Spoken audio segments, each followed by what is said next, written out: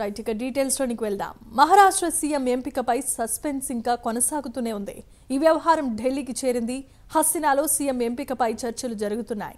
BJP పెద్దలతో మహాయుతి నేతలు ఫడ్నవీస్, షిండే, అజిత్ పవార్ భేటీపై తీవ్రమైన ఆసక్తి నెలకొంది. ఇక త్వరలోనే సీఎం ఎవరన్న దానిపై క్లారిటీ రాబోతోంది. ఇప్పటికే మహారాష్ట్ర సీఎం పదవికి ఏక్నాథ్ షిండే రాజీనామా చేశారు.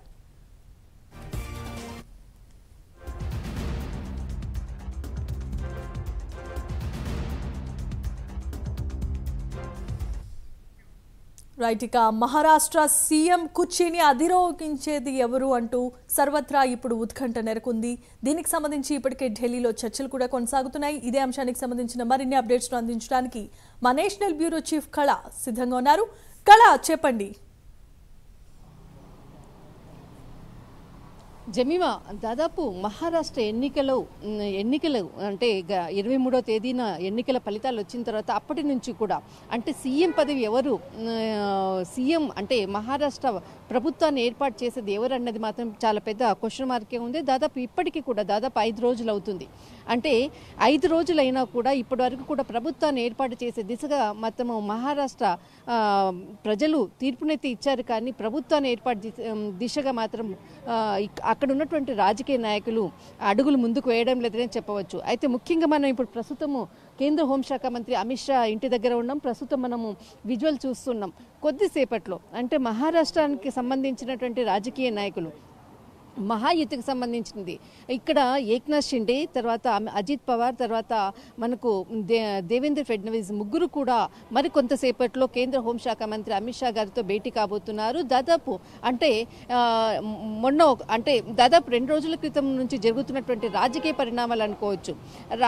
అక్కడ మహారాష్ట్రలో కూడా కొంతమంది బీజేపీ నేతలను కూడా అక్కడి నుంచి కూడా మాట్లాడించడము, తర్వాత ఇక్కడ దాదాపు అంటే 3 రోజుల నుంచి కూడా AP deputy CM Pawan Kalyan garu కూడా ఇక్కడికి ఢిల్లీకి రావడము, తర్వాత ఇక్కడ ఉన్నటువంటి బీజేపీ నాయకులతో కూడా సమావేశం కావడం మనం చూస్తూనే ఉన్నాం. మన విజువల్ చూస్తూనే ఉన్నాం.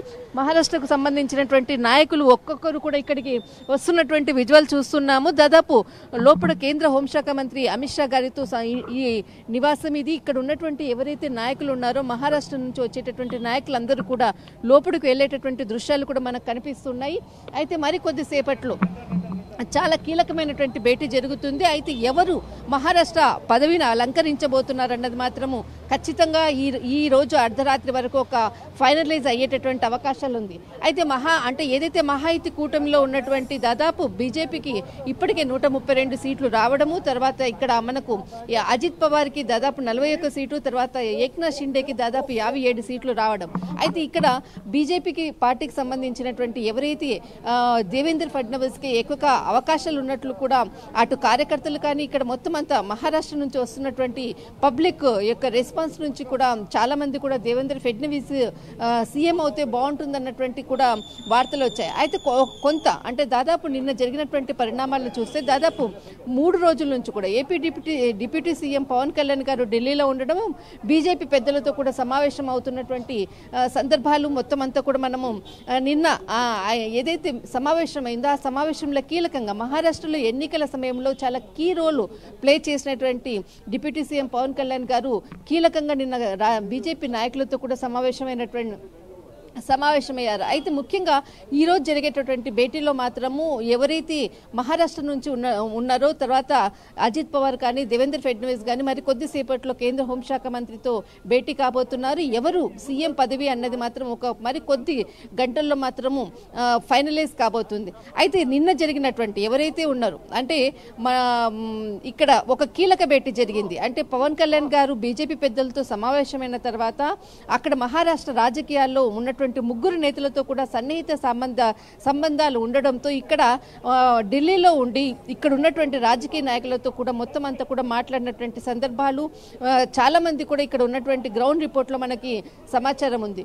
అయితే ఈ రోజు జరిగేటటువంటి పరిణామాల్లో మాత్రము అంటే ఒకానొక సమయంలో ఏక్నాథ్ షిండే ఖచ్చితంగా నేనే సీఎం అవుతాను అన్నటువంటిది కూడా తన కార్యకర్తలతో కూడా మాట్లాడినటువంటి సందర్భాలు కూడా చూశారు. అయితే నిన్న జరిగినటువంటి తానే ప్రెస్ మీట్లో మాత్రం చాలా క్లియర్గా అంటే ప్రధాని నరేంద్ర మోడీ గారు బీజేపీ పెద్దలు ఏ విధంగా చెప్తే నేను ఆ విధంగా నడుచుకుంటాననేసి చెప్పడము, తర్వాత దానికి అనుగుణంగానే అంటే గత కాంగ్రెస్ ప్రభుత్వంలో మహారాష్ట్ర అభివృద్ధి చెందలేదు, కానీ ఎప్పుడైతే బీజేపీ ప్రభుత్వంలో వచ్చిన తర్వాతనే మహారాష్ట్ర అభివృద్ధి చెందింది అంటూ కూడా బీజేపీ పెద్దలు ఏది చెప్పినా కూడా, ప్రధాని నరేంద్ర మోడీ గారు ఏది చెప్పినా కూడా దానికి నేను ఖచ్చితంగా వారి మాటకు అనుగుణంగా నేను నడుచుకుంటానంటూ కూడా ప్రెస్ మీట్లో చాలా బాహాటంగా కూడా నేను చెప్పడం జరిగింది.